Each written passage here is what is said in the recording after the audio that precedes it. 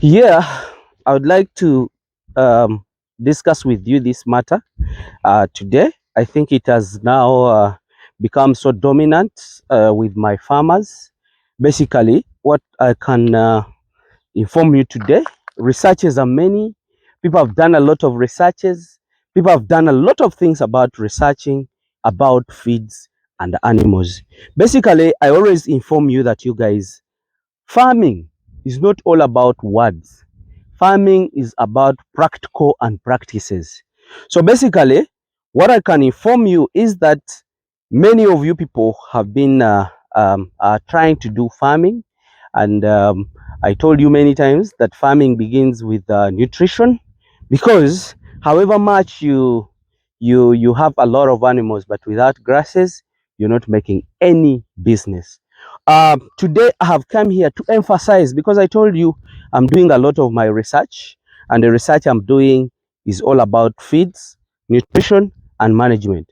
I told you many times, I explained a lot of things about management with your people. Actually, you have seen all wherever I have been rotating, and that is alfalfa. Because I've been here many times, I've had many people saying many things about alfalfa, and this is my research point, because you know, in my videos I always say that researches are there, and I really want you to follow the research. But also, as a farmer, as a serious farmer, I would request you that you also do your own research. So this is my research about the nutrition of zero grazing animals. I've done this many times. There is farm in Wakiso that we are looking at. There is a farm in eastern Uganda that we are looking at. There is many farms that are really trying to struggle with alfalfa, sorry, with zero grazing. But basically, they get a number of challenges. A number of challenges that they get. Animals become deteriorating every day. They are susceptible to many diseases like moncus, actually inflammation of the jaws. Those are the signs that you always get.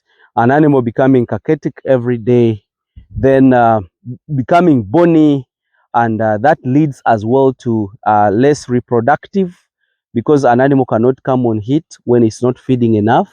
Then two, an animal cannot be bred when it's not on heat. An animal cannot carry baby when it is not satisfied in the body. The mechanism of the body of the animals are made in this way, that it is supposed to be satisfied, and then it can come on heat, requesting for another person to feed on that very host, which is the mother. So that's why you see animals which feeds well, they always come on heat. And if they don't feed well, they can't come on heat. So even if it comes on heat, it cannot produce.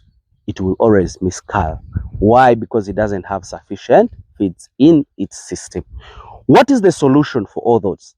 What are the problems? I've told you, the animals start getting cachetic on zero grazing. Sometimes uh, animals get bottle jaw, the inflammation of the jaw. Animals get diarrhea. Animals become small every day. They are less, conceiving. Those are all the problems that we get in zero grazing on some other people.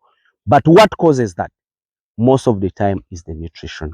So you people, I'm not saying that Napier is bad, but most of you people, you take Napier to be the overall feed of goats.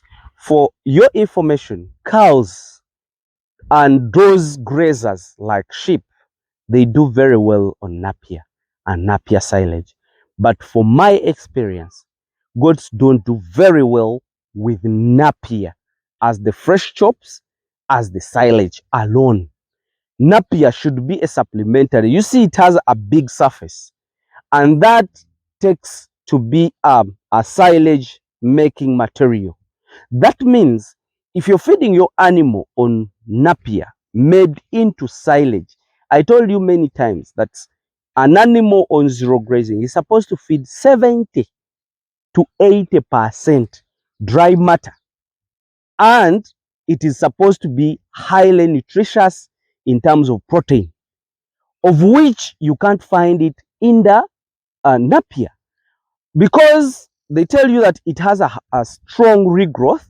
That is, it is true, and it can give you a very big cabbage, but the utilization of the body of an animal, that Napier is not utilized. Believe me or not, if people don't believe in my words, they can bring out the evidence, you get, that this animal is feeding on Napier for this long, and this is what I have gotten.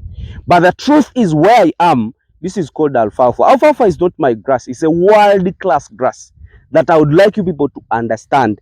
This grass you see is 1 month old. I think the cameraman can even bring it much closer to see. This is 1 month old, and I'm going to reharvest it. But always the nutritionists say, wait for that grass to bring out the flowers, which are the yellow. They always come out yellow, they always come out purple. That is when the nutrition of the protein, actually the protein content, has risen up. That's when you are supposed to do. But even if you cut it, yeah, so the way I was explaining to you is that if you plant this grass, it is consistent, first of all, and secondly, it's one of the best grasses rich in the protein. And that's what I really want you to understand. So, my dear people, you who are complaining about the animals not performing well on zero grazing, I want you to understand this very, very well. First of all, I want you to understand um, um, what is the protein content of this. First of all, it's a small leafed grass, of which this is a legume, and it has a lot of protein. And you know, when goats are picking, I want you to follow your animals very, very well. When animals are picking, they pick leaf by leaf. Mostly the goats, they pick leaf by leaf. So that's what they always enjoy. So even if we cut this grass, then we carry it and keep it as hay, you find that they will keep feeding on one leaf per leaf. But me, what I do, I crush it into the powder such that I utilize and have everything. You get, we as a farmer, our work is to convert this into muscles. So if you cut like this and the goat only go and picks what it wants, it's a negative on your side. It's a loss at your point. So what do we do? Crush it and make it a powder. For your information, you people who are doing zero grazing, this is the grass I would recommend you. Don't just go because of some other people's research. I would like you also to do your own research. Do your own research with your animals. You get it? So that you've come up with something viable. Because I've seen many people, they have planted a lot of Napier, and they're telling me, Hamiisi, they told us this is the best. And then when they are feeding their animals, they're not responding. Those who are doing cattle, like mostly dairy cows, they'll be using it. But I want you to go and study about the rumen of animals and how they utilize it.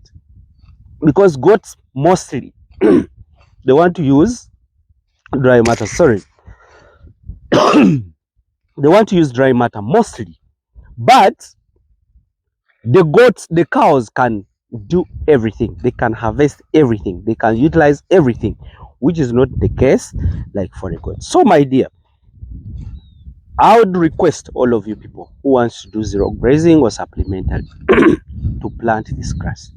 If you plant it, you'll be on the safer side. Let me just wish you the best and bye for now.